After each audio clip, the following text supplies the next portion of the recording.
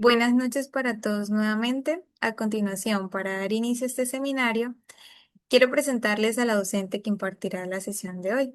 Su nombre es Diana Rocío Riaño. Es psicóloga clínica titulada por la Pontificia Universidad Javeriana de Bogotá, Colombia. Tiene un magíster en análisis funcional en contextos clínicos y de la salud por la Universidad de Almería, España. Es doctora en psicología con mención cum laude por la Universidad de Granada, España. Es profesora titular del programa de psicología de la Universidad del Valle, con más de 13 años de experiencia como docente e investigadora de tiempo completo. Es investigadora principal en 6 proyectos científicos, en donde de 3 de ellos son financiados por el Ministerio de Ciencia y Tecnología de Colombia, además de ser la autora de 16 artículos científicos publicados en revistas indexadas y con participación en 37 congresos internacionales. Vamos a darle paso a la profesora Diana para que inicie con la presentación de hoy. Profe, todo suyo. Bueno, buenas noches a todos y todas. Una grata noche tenerlos acá. Vamos a dialogar un poco sobre la terapia de aceptación y compromiso, tema que me apasiona y me encanta y que espero que durante los próximos 45 minutos logre darles pues una vista general bastante interesante para que podamos charlar acerca de la integración del mindfulness y la ACT, que es un tema que normalmente no es claro en las lecturas, no es tan común en las charlas, conferencias y congresos. Entonces espero pues dejarles por acá también material innovador. Va a compartir la presentación.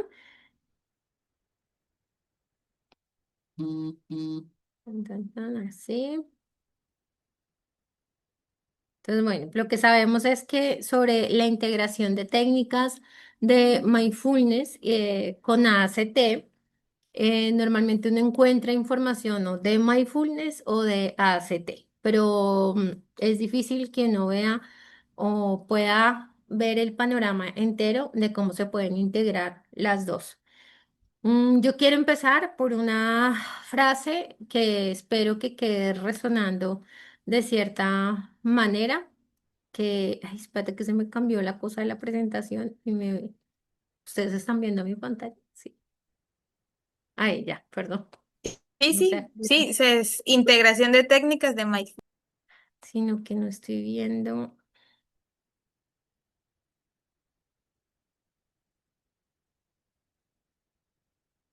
Ahora sí, ahora sí ya. Em, entonces, bueno, pues primero hablemos de la frase que aparece allí. Muchas personas están vivas, pero no tocan el milagro de estar vivo. Tocar el milagro de estar vivo es vivir bajo la filosofía de ACT, que tiene implicadas las herramientas de mindfulness como tal. Pero uno puede tener dos formas de transitar la vida. Una, vivir y básicamente vivirla con toda la herencia cultural que tenemos acerca de cómo comprendemos que debemos enfrentar el malestar. Y la otra es vivir desde este milagro de estar vivo, que es esta promoción que se hace desde la terapia de poder conocer, aprender, manejar lo que es esta parte de nuestro ser vivo, que es que somos seres humanos sintientes, que somos experimentadores de malestar y de otras mil cosas que también se nos vienen, pero que no ponemos en ese panorama, no ponemos frente a una dicotomía lo que es estar bien y y lo que es estar mal. Por tanto, no se asume, o sea, cuando uno disfruta el estar vivo, se disfruta con todas las partes de la experiencia humana, buenas, bonitas, malas, regulares, donde a veces hay días que no sentimos mucho, donde hay días que sentimos demasiado, pero es estar abierto a la experiencia de vivir. y desde ahí pues poder experimentar como ese milagro de estar vivos. Entonces vamos a ir haciendo un recorrido en el sentido en el que nos vamos a ir aproximando cada vez más a ir clarificando a esa relación de ACT y mindfulness.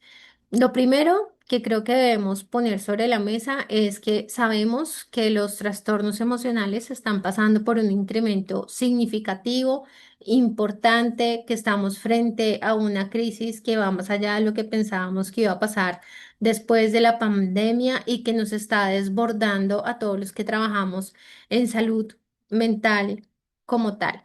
Entonces sí que hay un aumento significativo en todo lo que son los trastornos emocionales a nivel mundial. No hay quien no lo esté experimentando hoy en día. Y ese llamado ahí que yo pongo es, em, pues hasta qué punto vale la pena insistir y permanecer en estas técnicas de eliminación del malestar, porque es lo que normalmente los seres humanos por reacción natural tendemos a hacer, ¿no? O sea, identificamos que hay algo de malestar y tendemos a buscar, pues, el bienestar como tal. Pero creo que con esta pregunta están empezando muchas charlas de ACT ahora y es, ¿y qué pasaría si la solución no estuviera en buscar constantemente el estar bien? ¿Qué pasaría si solamente el buscar estar y en el aprender estar es donde vamos a empezar a encontrar una mejor cercanía con el bienestar y con la salud mental, ¿no? Entonces, pues ahí hay una aproximación diferente que la brinda pues las terapias contextuales como tal, y otra ventaja de las terapias contextuales es que son pues basadas en evidencia científica, pues porque hoy en día también estamos en el boom pues de utilizar intervenciones clínicas que estén basadas en evidencia. Pues aquí vi que mucha gente está ubicada acá en Colombia, entonces voy a poner el ejemplo de Colombia. Muchos acá en el país sabemos que cuando abrimos y habilitamos un servicio de atención psicológica nos piden demostrar las guías clínicas o cuál es esa evidencia científica en la cual estamos basando nuestro quehacer y nuestros acompañamientos desde los consultorios donde estamos trabajando. Entonces sí que la evidencia científica pues empieza a ser muy relevante hoy en día. Evidencia científica desde la terapia de aceptación y compromiso, pues la más relevante que quiero que tengamos hoy en cuenta son las investigaciones básicas que le dan apertura a toda la terapia de ACT. Y dentro de estas investigaciones básicas me refiero a investigaciones que son experimentos básicos en donde nos muestran qué hace el ser humano normalmente cuando experimenta el malestar y qué pasa cuando el ser humano, al experimentar el malestar psicológico, trata de eliminar los pensamientos, trata de eliminar las emociones negativas, los recuerdos negativos, las sensaciones que nos incomodan. Y estas investigaciones básicas nos ayudan porque nos han ayudado además un montón, porque nos ayudan a ver que efectivamente existe el efecto rebote, y es que entre más el ser humano intenta por diferentes formas y maneras de eliminar la emoción negativa, el recuerdo negativo, el pensamiento negativo, pues ese evento como tal lo que tiende a hacer es a repetirse, a venir más frecuentemente, se multiplican. Entonces ahí tenemos una evidencia que nos ayuda bastante cuando nombre lo de discriminación de conducta, lo que dice el mindfulness de estar en contacto con el momento presente, pues es mejor abrirnos a la experiencia y estar abiertos a esta experiencia, más allá de que empecemos a aplicar varias técnicas para eliminar el malestar.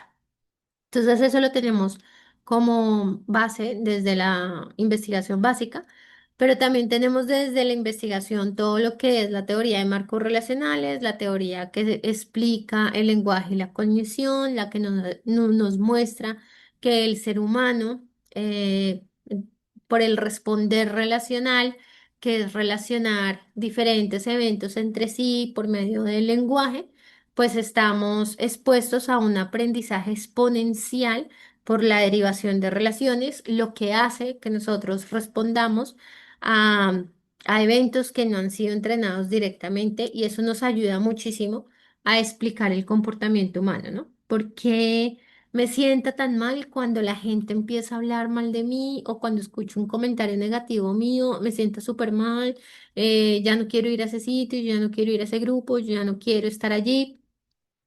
Pero resulta que con ese grupo no ha pasado ninguna experiencia negativa, realmente no ha habido ninguna experiencia directa que explique el por qué no quiero estar allá o por qué no quiero estar en contacto con más mujeres o por qué no quiero ir al trabajo o por qué no quiero pasar puentes o sí, o sea, cuando no hay una experiencia directa y no sabemos cómo explicarla, pues esta teoría de marcos relacionales ayudó muchísimo a que pudiéramos entender porque los seres humanos sufrimos por cosas bajo las cuales no hemos estado en contacto directo con esa experiencia.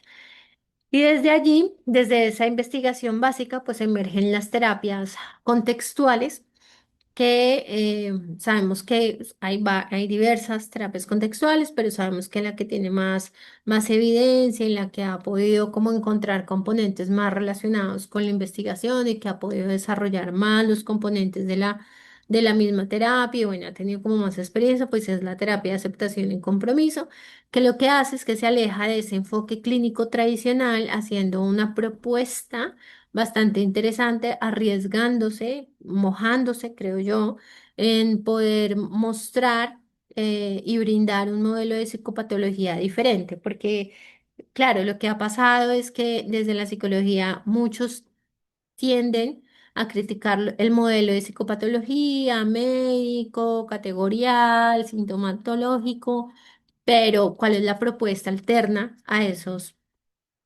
procesos de psicopatología? Y bueno, desde este enfoque contextual, para los que no están muy empapados del enfoque, pues sí se hace una propuesta acerca de la psicopatología por medio de la propuesta del trastorno de evitación experiencial, que propone un poco lo que les nombraba al inicio, ¿no? Que entre más tratamos de evitar y de no estar en contacto con nuestras experiencias privadas, sobre todo las problemáticas, pues generamos mayor malestar psicológico. Y ahí empieza a resonar la relación también con el mindfulness, si lo pensamos en el estar presente, en esto de cultivar la atención plena, ¿cierto? Y estas terapias contextuales además hacen un cambio o hacen un énfasis, sobre todo porque un cambio realmente no es porque ya lo venían haciendo desde antes, pero sí que hacen una vuelta a la mirada y al fortalecimiento a la función, a no centrarse en las diferentes topografías, sintomatologías como tal, sino más bien a centrarse sobre la función y también proponen, más allá, pues no eliminar, no centrarse en el aumento o la disminución de un síntoma como tal o de una conducta como tal, sino que propone es hacer una apertura al repertorio conductual. Es decir, desde las terapias contextuales el objetivo no va a ser disminuir un indicador clínico y aumentar una conducta adecuada, sino más bien es promover un repertorio,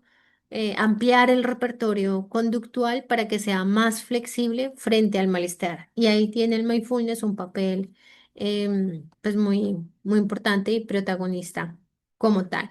Entonces, ahí ya vamos acercándonos a lo que es la terapia de aceptación y compromiso. Sabemos que está basada en el contextualismo funcional, que tiene en cuenta que que asume la función del acto en un contexto específico y ahí pues prima la función por encima de todas las cosas. Trata de promover la flexibilidad psicológica y la flexibilidad psicológica sabemos que emerge a medida que se van trabajando pues todos los procesos del Exaflex, pero la flexibilidad psicológica es la integración de todos esos procesos de la ACT, por eso el objetivo general o central es promover la flexibilidad psicológica para hacer esa amplitud del repertorio conductual que le permita a la persona como adaptarse y funcionar mejor. Esa flexibilidad psicológica se identifica como el acto de discriminar la propia conducta, pero de enmarcar en los marcos relacionales deícticos el hecho de que yo voy a poder aprender que yo estoy aquí, de por sí el yo siempre está acá, ¿cierto? Pero eso, que son los eventos privados problemáticos, estarán allí. Por tanto, si yo estoy aquí y los eventos problemáticos están allí, pues yo no soy los eventos problemáticos allí, sino que se trabaja un marco deítico como tal, que es el contener, ¿no? Entonces yo contengo diferentes eventos privados que me vienen en algunos momentos de una forma específica y después cambian, ¿no? Y el ser flexible para poder estar abierto a esa experiencia, pues permite que yo sea más flexible psicológicamente y me relacione con el malestar de una forma diferente. Porque a menos flexibilidad psicológica, a menos tengo entendido este entrenamiento, lo que voy a tender a hacer, porque la cultura además así no lo promueve, pues a la mayoría, al menos que hayamos nacido en la parte oriental, pero los occidentales en la mayoría la cultura nos promueve que si tengo una experiencia de malestar, debo hacer, pareciera ser que lo que quede a mi alcance para tratar de sentirme bien. Y lo que muchos de nuestros pacientes están buscando en las sesiones clínicas es lograr sentirse bien. O sea, es iniciar un proceso de psicología donde el proceso les va a permitir a ellos quitarse el malestar. Porque una vez me quite el malestar, voy a poder vivir bien, voy a poder ser feliz, voy a poder retomar la universidad, voy a poder fluir en mi trabajo adecuadamente, voy a poder ser un buen padre de familia, voy a ser una mamá excelente, ¿sí? Entonces pareciera ser que esa es la herencia de la cultura. Sin embargo, cuando uno empieza a activar la flexibilidad psicológica, lo que va a pasar allá es que se va a cambiar esa relación con el malestar, con el sufrimiento humano, y eso se puede reducir en una frase que es: a pesar de que hoy me estoy sintiendo triste, desanimada, achantada, bajoneada, sin ganas, yo puedo ir y, no sé, presentar el parcial, yo puedo ir y llevar mis hijos al colegio, yo puedo ir a la peluquería a que me arreglen un poquito, yo puedo ducharme, yo puedo ir a visitar a mi tía que amo y que adoro, yo puedo sentarme a tener una conversación con mi esposo amorosamente, bueno. Entonces, fíjense que son dos maneras, ¿no? Son dos maneras de ir enfrentando, pues, la vida. ¿Qué pasa con la flexibilidad psicológica y el mindfulness? Que el hecho de que el mindfulness como técnica nos permita conectar con el momento presente, nos permita estar en el aquí, en el ahora, nos permita activar esa atención plena, nos va a permitir, por tanto, potenciar la flexibilidad psicológica. Entonces veamos esto un poquito más a detalle. La flexibilidad psicológica está altamente relacionada con estar en el momento presente. Y estar en el momento presente, vamos a ver, y esto lo voy a marcar varias veces, em, está relacionado con discriminar mi propia conducta. Discriminar mi propia conducta está de cierta manera en estos dos cuadrantes: estar en el momento presente y abrirse a la experiencia interna. ¿Qué pasa con discriminar mi propia conducta? Es notar, es permitirme, es ver que yo como ser humano puedo contener mi malestar y estar bien al mismo tiempo. Porque lo que nos han enseñado es que si usted se siente muy mal y dura mucho tiempo muy mal, pues como que el mundo se va a acabar, como que eso es por qué le pueda pasar. Si lloramos, tratan de calmarnos de alguna vez. Si entramos en un momento de crisis muy rápida, pues nos mandan a urgencias, nos dan medicamentos, nos inyectan, nos internan un fin de semana, para que lo podamos manejar y neutralizar de cierta manera. Pero si uno está muy bien entrenado, en contactar con su experiencia problemática y centrarse en el momento aquí y ahora y permitirse abrir la experiencia. Y si uno ha hecho mucha práctica, o si uno ha hecho mucha práctica por medio de todos los ejercicios experienciales de la ACT, por medio de ponerme en contacto con mi terapeuta por varias metáforas que traen experiencias hipotéticas, pero también traen experiencias directas con mi malestar, donde mi terapeuta me lo ha ido em, entrenando de forma gradual y ha permitido que yo me ponga en contacto y que discrimine mi propia conducta, voy a potenciar mi flexibilidad psicológica. ¿Qué es discriminar la propia conducta? Pues notar que estoy pensando y dejarlo estar, ¿no? Porque en el momento en el que yo noto que estoy pensando que de pronto mi vida es un fiasco, de ahí para adelante los naipes que caen no son naipes agradables. O sea, entro en un juego que no me gustaría jugarlo constantemente, ¿no? O sea, nadie está dispuesto a sentarse todo el día a ver todos los pensamientos problemáticos que se le vienen de forma frecuente. Pero lo que sabemos con el malestar es que el malestar va y viene, va y viene. Y también sabemos que nosotros no podemos controlar el malestar. O sea, vivir bajo una lógica donde el mensaje que le estamos diciendo a los pacientes es, tú puedes todo el tiempo sentirte bien y eso depende de tu desarrollo emocional. Yo creo que es muy peligroso, porque pues hasta el momento no existe el ser humano que haya logrado estar todo el tiempo a tope, ¿no? Como que está bien todo el tiempo. De por sí va en contra de lo que es ser humano, porque ser humano implica que me van a venir experiencias que no me van a gustar, que me van a caer de vez en cuando pensamientos que no son los pensamientos que yo quisiera tener, ¿sí? Pero a todos en un momento de nuestra vida nos pensamos algo que no queremos pensar o nos viene una emoción con la que no queremos estar mucho tiempo o recordamos algo que no quisiéramos recordar. O a veces sentimos el palpitar, el temblor, la sudoración, la quebrada de voz, el despiste, el sí, la disociación, de pronto también con la realidad, y es ahí donde la pregunta de qué es lo que queremos hacer en ese momento y qué es lo mejor que podemos hacer en ese momento. Y parte de qué es lo mejor que podemos hacer en ese momento va a estar relacionándose con discriminar la propia conducta. O sea, sé que yo estoy pensando esto, sé que un pensamiento frecuente mío es que mi vida es un fiasco, es que soy la peor madre del mundo, es que de pronto no amo tanto a mi esposo como pensaba, de pronto no soy la mejor hija, de pronto soy un fracaso, puede ser que yo sea la más gorda. No me gusta mi cuerpo, pues, o sea, nos vienen un sinfín, ¿no? O sea, ya cada uno se podría quedar con 1000, pero pues nombro varios como para que lo podamos ver mejor, ¿no? Entonces, discriminar ese pensamiento, dejarlo estar, entrenarme a poder estar con él un rato y ver que puedo estar con él y que puedo estar bien y que no pasa nada y que lo puedo sostener y que yo como ser humano tengo toda la habilidad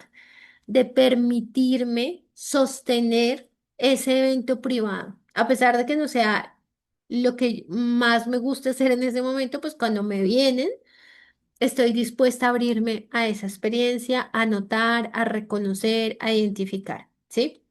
Sin cuestionarlo, sin tratar de explicarlo, sin creer que eso es una realidad. Ahí les estoy hablando de los contextos verbales, por si alguien lo quiere anotar por ahí, los pueden chequear en cualquier libro, en Google, los contextos verbales, porque sabemos que esos contextos verbales lo que nos genera es más inflexibilidad psicológica. Entonces, solamente por eso, cuando hacemos los ejercicios de mindfulness desde ACT, no mindfulness sola, porque eso es hacer otra cosa diferente. Mindfulness desde ACT, estamos abriendo la experiencia para que uno la pueda anotar, para que uno la pueda contener, para que uno la pueda sostener de una forma respetuosa, de una forma amigable, notando que yo soy más grande, eso es un marco jerárquico verbal, que yo soy más grande que mis pensamientos, por tanto, yo soy capaz y tengo toda la habilidad para poderlos sostener y estar bien durante esa experiencia, siempre y cuando no active ninguno de esos contextos verbales. ¿Cuáles son esos contextos verbales? Si yo estoy haciendo un ejercicio de mindfulness y estoy sosteniendo la experiencia, el pensamiento, la emoción, la sensación, ponle lo que tú consideres, y estoy sosteniendo la experiencia, estoy permitiéndome abrir a la experiencia, la estoy poniendo acá, la sostengo, la estoy mirando, la estoy cosificando, me estoy permitiendo trabajar con esa experiencia sin hacer nada más.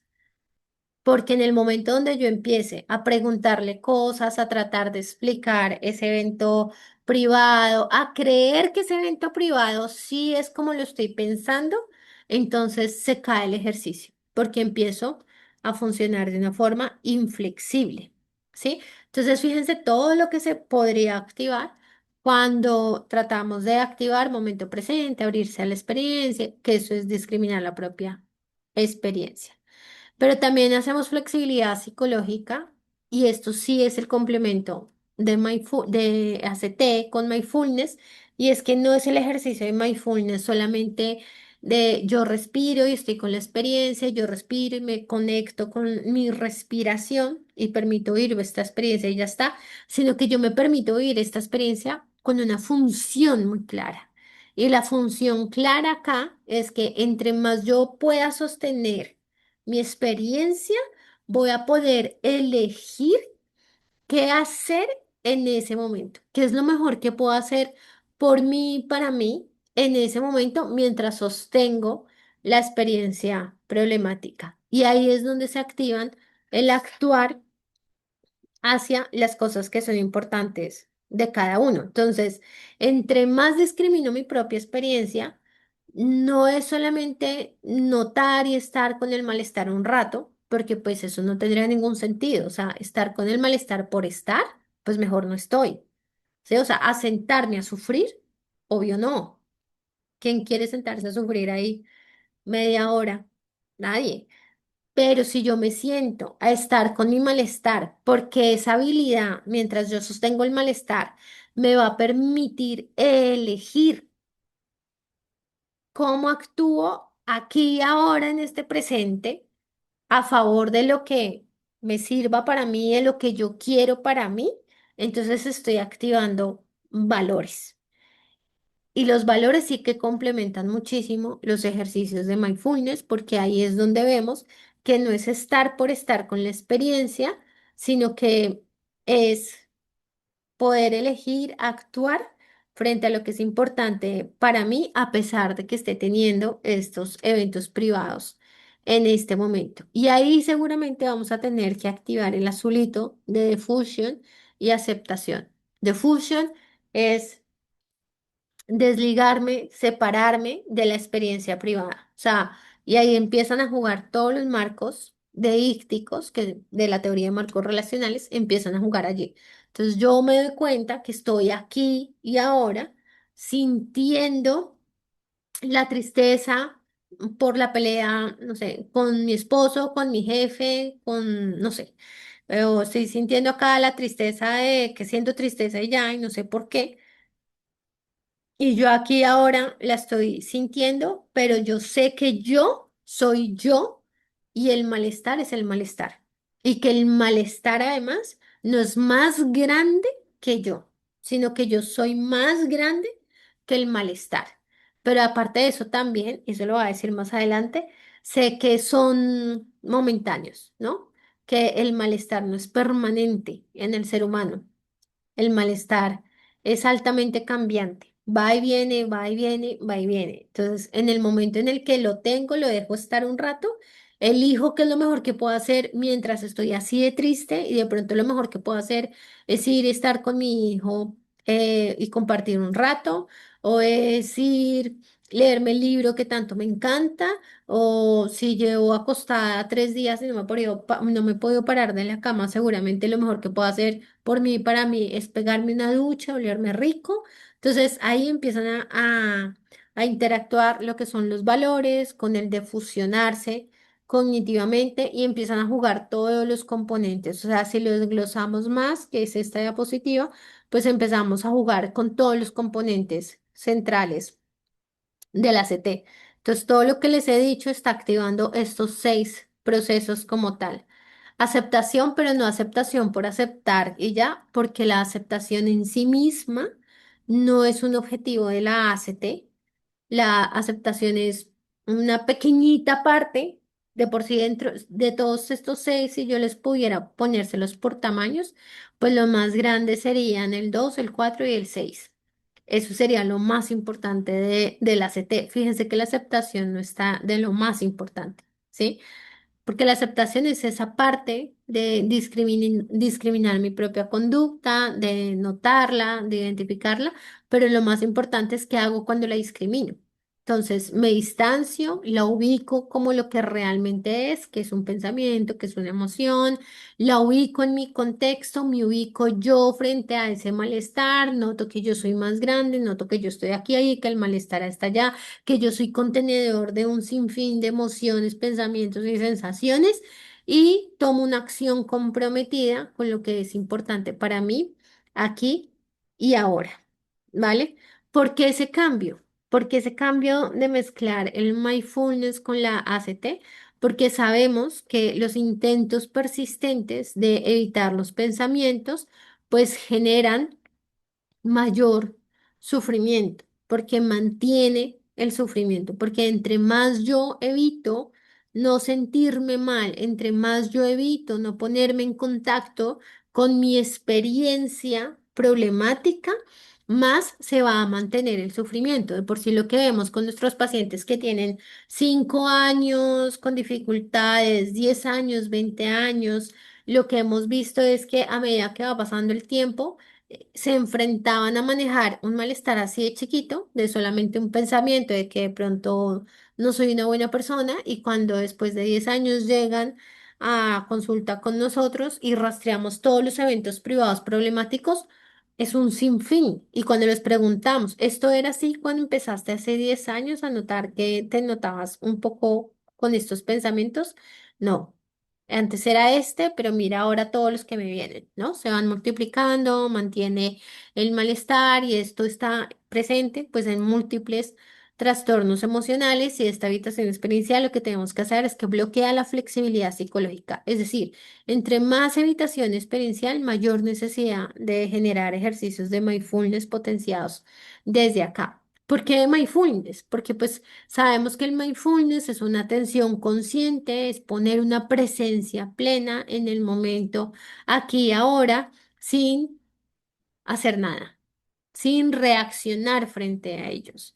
No hagas nada frente a ellos. ¿Crees lo puedes dejar ahí, lo puedes notar, ponlo como una frase al frente tuyo, nota cómo están escritas las palabras, crees que me lo puedes nombrar? Entonces, sí, soy un fracaso. Sí, pero es que es lo peor, Diana, Pero, perdón que te interrumpa, pero crees que lo podrías dejar ahí un momento sin juzgarlo, sin evaluarlo, sin tratar de explicarlo. Eso es una atención consciente, permitir ponerte en contacto con la experiencia, con una apertura y una curiosidad de poder estar con eso, que no quieres estar, pero estar con eso sin necesidad de hacer un juicio.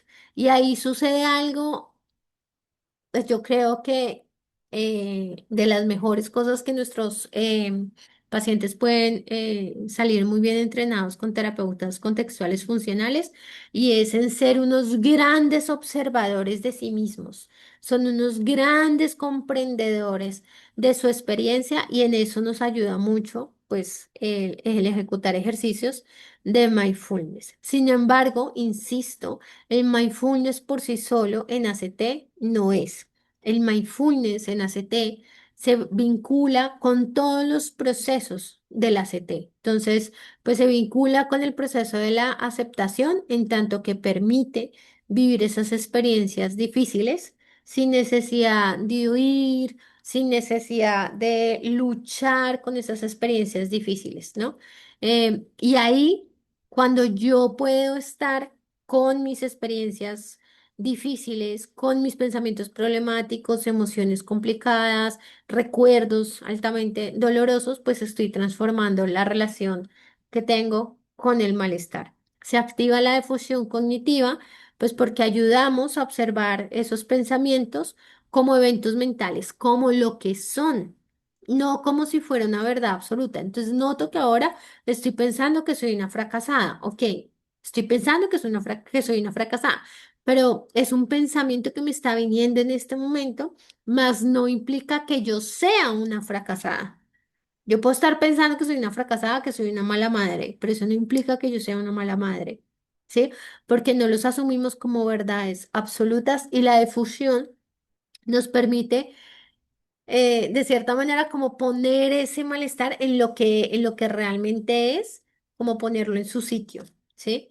Porque tiende como a engañarnos. Pero eso pasa por las funciones verbales. Pero también el mindfulness dentro de la ACT permite que contactemos con el momento presente. Entonces, sí, aprender a anclarse y aprender a anclar la atención en el aquí y en el ahora va a disminuir la rumiación y toda la anticipación ansiosa que pueda haber. Porque si yo estoy anclado en el aquí y en la ahora, estoy anclado en mis acciones comprometidas.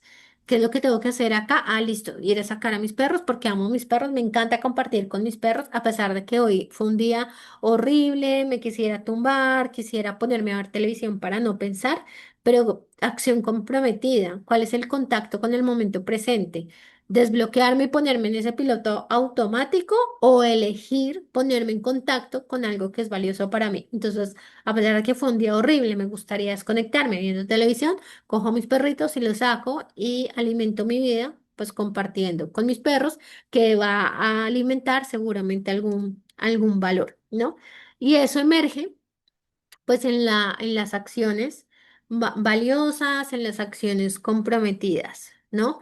Y es que cuando estoy haciendo esas acciones valiosas y esas acciones comprometidas, pues estoy sosteniendo esas experiencias privadas y al mismo tiempo que estoy sosteniendo esa experiencia privada, pues estoy actuando realmente hacia lo que es importante para mí.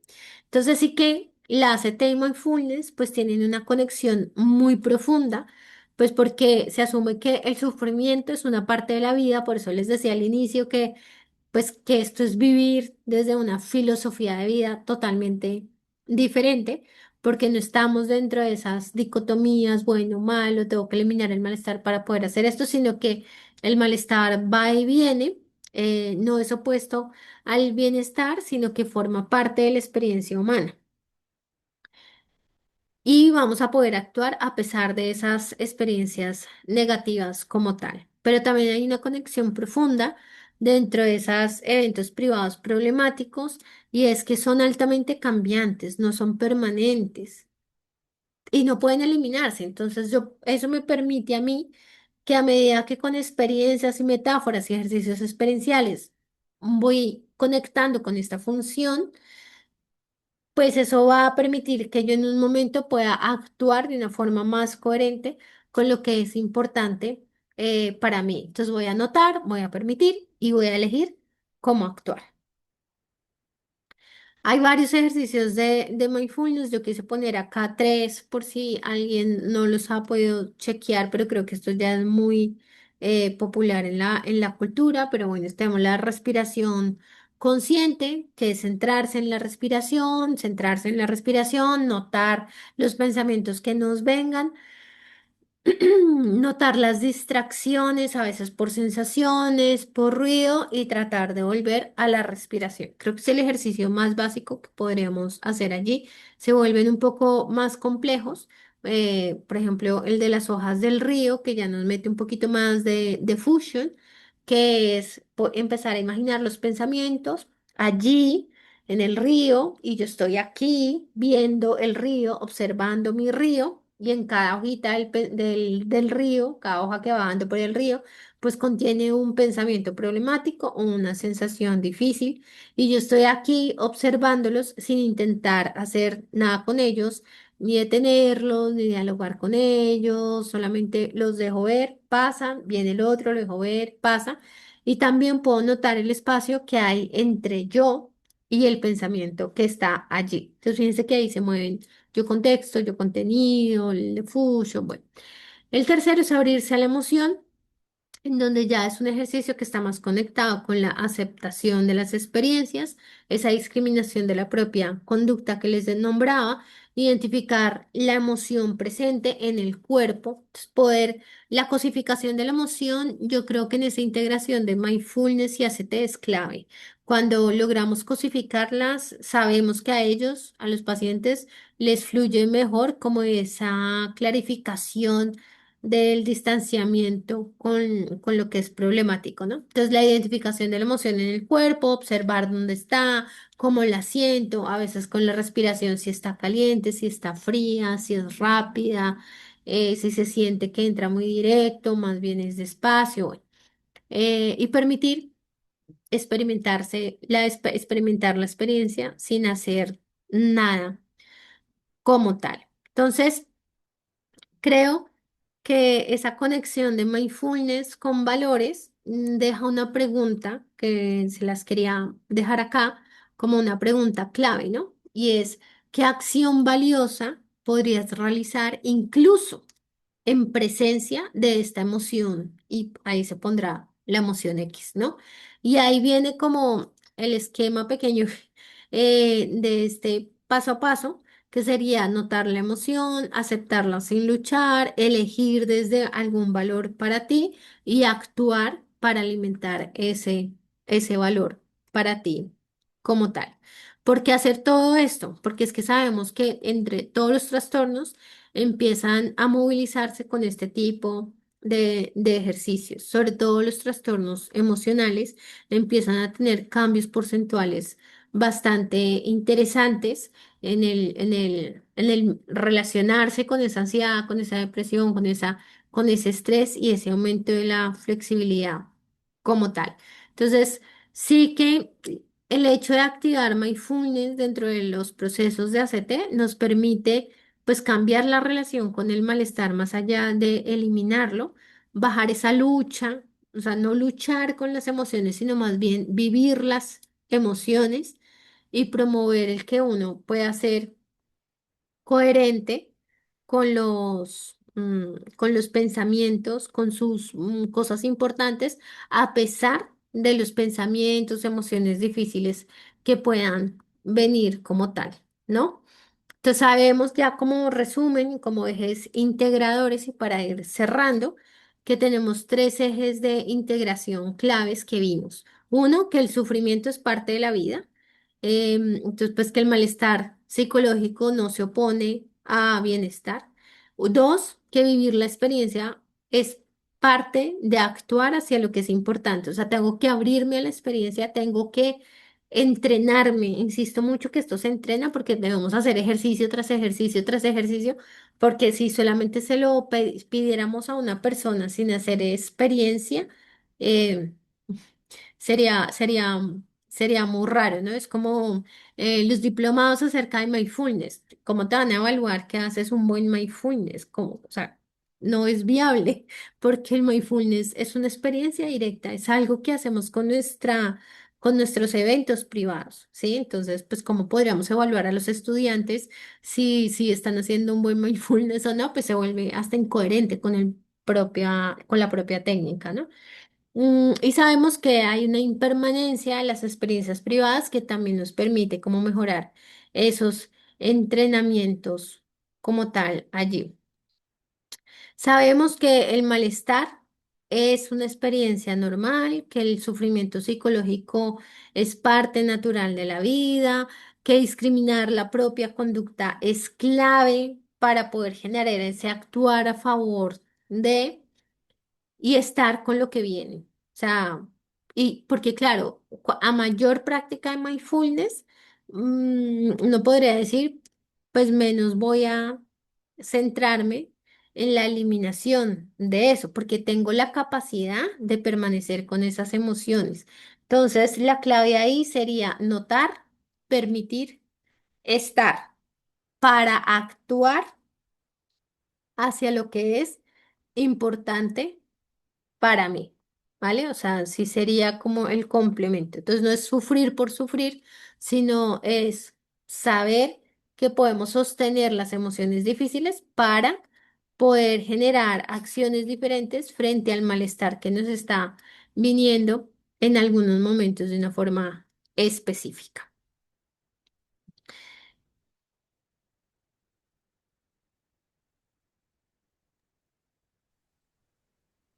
Yo ahí ya acabé la Ah, presentación, tenía el tiempo contadito. Yo quiero también pues darle el tiempito como las preguntas. sí, chicos, como comentó la profe, si alguien quiere intervenir, hacer una consulta, levantar la manito, con mucho gusto le damos la apertura al micrófono para que puedan conversar, a ver un feedback.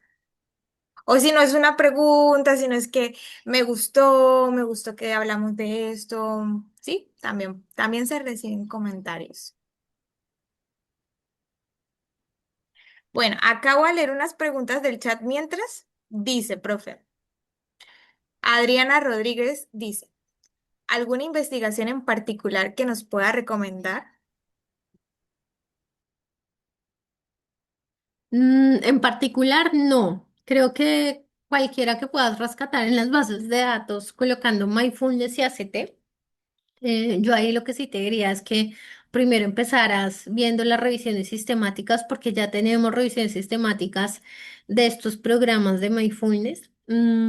Y les recomendaría que cuando leyeran estas investigaciones de mindfulness y ACT pusieran mucho cuidado con esta integración que acabamos de ver, porque a veces lo que vemos es que solo el mindfulness sin activar los procesos de ACT y eso pues no estaría desde ACT. Entonces sí que ahí hay que tener un ojito un poquito más, ser un poco más cuidadoso con la información que rescatamos allí.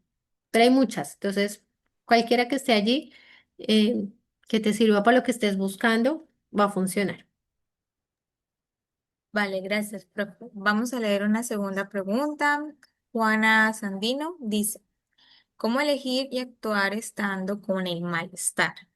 Si ese malestar está sumergido en esas emociones que de alguna forma nublan y afectan las funciones ejecutivas para hacer elecciones acertadas. Mm, ¿Cómo elegir actuar? Creo que la pregunta, o sea, cómo elegir actuar, hay que ir poco a poco con el entrenamiento. O sea, tenemos que estar muy claros que las personas deben pasar por un entrenamiento, que estas acciones no se hacen porque se las nombremos, se las expliquemos a ellos y ellos la pueden entender y pueden decir, ay, sí, qué interesante lo que estás diciendo. Sí, de pronto sí noto que tú tienes razón, me resuena mucho lo que me estás diciendo, pero de ahí a que la persona en medio del malestar actúe diferente pues es una tarea grande, no es una tarea fácil, dependiendo además también de las variables contextuales, ¿no? De la persona. Tú nombras ahí en la pregunta que nublan las funciones ejecutivas. La emoción difícil nubla todo, ¿sí? No lo pondría tan neurológico como tal. Porque al fin de cuentas, cuando te empiezas a hacer los ejercicios, vas notando que es uno por aproximaciones graduales y vas notando que tienes que ir subiendo el nivel poco a poco. No puedes empezar por niveles muy altos porque la persona no va a poder sostener el malestar. Debes empezar por niveles bajos porque además debes montar un sistema de refuerzo. Entonces, pues al principio debe ser reforzante para la persona, porque igual estar en contacto con el malestar no va a ser reforzante, va a ser altamente aversivo. Entonces, debemos controlar allí un poco cuál es el contacto y que permitirles a ellos que vean que ellos sí pueden sostener, que uno sí puede sostener el malestar. Por eso los ejercicios más básicos que uno conoce son con la respiración. Jugar con la respiración, empezar a notar la respiración. Si lo pensamos, la respiración es muy neutra. La respiración es necesaria, ¿no? Además, no la podemos dejar de hacer, ¿sí? Entonces, jugamos primero con la respiración, pero ya después empezamos a ubicar esos pensamientos problemáticos para que ellos puedan empezar a ir teniendo más práctica como tal. Pero a medida que si la práctica está muy bien montada, el entrenamiento está muy bien montado, la gente lo saca. Vale, gracias, profe. Aquí hay una otra pregunta. Diana Salazar dice, ¿cómo maneja la urgencia del consultante? Ya que casi siempre llegan con el deseo y las expectativas de dejar de sentirse así y que sea lo más rápido posible. ¿Cómo facilitar su conexión con el malestar? ¿Cómo manejarlo cuando ellos quieren la eliminación? Pues ACT tiene unos pasos iniciales, que es la contextualización de la terapia, en donde pues, los que entrenamos clínicos, creo que es de las primeras partes donde podemos entrenar a los clínicos, de tú cómo le cuentas al otro que estás haciendo esta terapia, en qué consiste la terapia, cómo lo haces de una manera no técnica y no aversiva, porque al fin de cuentas lo que le estás diciendo, lo que yo hago, pues no va a hacer que se elimine el malestar, de por sí puede ser que siga estando presente, pero tú vas a ser mejor en manejarlo. Decirle eso a un paciente de entrada, pues lo que va a hacer es que el paciente diga, ¿cómo así? ¿No se va a ir? O sea, todo el tiempo voy a estar con esto, no más ayudar a que esto se vaya, justamente por ese deseo. Y por esa experiencia previa, ¿no? Porque todos nuestros pacientes vienen con una experiencia previa de centrarse en la eliminación. Entonces, para eso existe como el entrenamiento en esa primera parte de cómo comunicamos, qué hace la terapia, cómo funciona, cuáles son esos ejercicios experienciales, pues que nosotros vamos directamente como al punto clave y no damos muchos rodeos. Em, entonces creo que ahí estaría como pendiente, es eso, cómo hacemos esa primera parte. Si hacemos muy bien esa primera parte, el paciente va a decir, ok, genial, me encanta, de una, esto es lo que estaba buscando. Y ahí, pues vos empezarás a hacer poco a poco, pues los ejercicios con las experiencias que ellos te vayan contando, ¿no? Bueno, siguiente pregunta. Esta la hace Eliana Marcela Chacón. Dice, en pacientes con historial de riesgo suicida, ¿cuál podría ser la base para trabajar los pensamientos, uh, para trabajar los pensamientos momentáneos de creencias nucleares y desarrollar desde la terapia de aceptación y compromiso frente a su proceso de acompañamiento? ¿Recomiendas trabajar el ACT para el riesgo de suicidio? Sí, pero que el terapeuta tenga mucha experiencia en ACT. Pero sí, claramente, además que es de los procesos más lindos que uno como terapeuta puede abordar, porque encontramos que muchos pacientes que tienen la ideación suicida y ya han tenido varias internaciones, ya han tenido como procesos muy largos, tienen medicación. Cuando empezamos a hacer el proceso desde ACT, como estamos muy abiertos a vivir la experiencia, una de las algún día debería hacer la investigación de las verbalizaciones en estos casos, porque sí es muy bonita. Y es, nunca me había permitido estar tanto con todo esto que me molesta, ¿no? Nadie me había dejado estar hablando tanto de mi experiencia. ¿Por qué? Porque normalmente el paciente con ideación suicida apenas lanza una verbalización que es asustadora para todos, para el psiquiatra, para el enfermero, para el psicólogo, pues ahora imagínense para el papá, para el amigo, para el ta, ta, ta. Pero nosotros, como trabajadores de la salud, yo creo que tenemos una responsabilidad grande de mirar qué es lo que estamos haciendo allí, porque también bloqueamos mucho la experiencia, la tratamos de redirigir hacia otra manera muy rápida. Y ellos están pasando por una experiencia muy dura consigo mismos. Entonces, y yo me quiero matar. ¿Y qué más te viene? Ya eso ya les sorprende ahí, porque no hay ningún bloqueador. ¿Y qué más te viene? O sea, cuéntame más de eso. Pero no con además porque muchos pacientes con ideación suicida también lo dicen en estas sesiones y es, normalmente yo nunca había dicho todo esto, porque donde yo lo diga, me van a internar de una. Entonces ellos pues los pacientes que ya tienen ideación muy reiterativas, casos muy reiterativos, normalmente lo que hacen es empezar a bloquear sus verbalizaciones, minimizarlas, porque ya saben que si lo dicen frente a un trabajador de salud, pues van a activar toda la ruta y terminan internados. Entonces dicen, yo no, ya no me atreví a decir todo eso. Entonces también son procesos que ellos agradecen bastante. Sí lo recomiendo, pero que el terapeuta tenga muy, muy buena experiencia en ACT. Vale, vamos a responder una breve que dice que si usted recomienda algún texto para esta introducción, la introducción de ACT, supongo también. Yo soy amante porque a mí me formaron así además y creo que es de los regalos más lindos que me dejaron mis académicos y es haberme formado desde la teoría y no desde la práctica. Entonces yo les diría que un libro básico es el de Wilson y Luciano del 2009, que es un libro de carátula verde, que además está en español, es el primer libro en español de ACT que hay.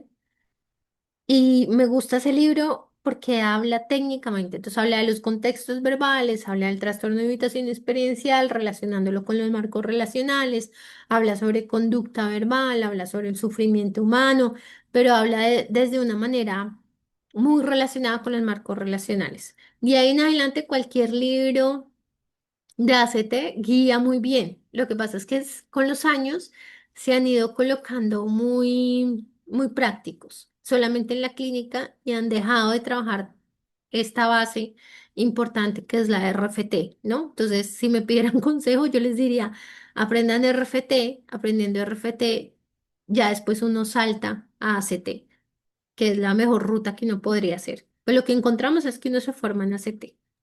Profe, ¿me regalan nuevamente el nombre del libro para escribir? Wilson y Luciano, Wilson y Luciano del 2009, eh, terapia de aceptación y compromiso basada en valores.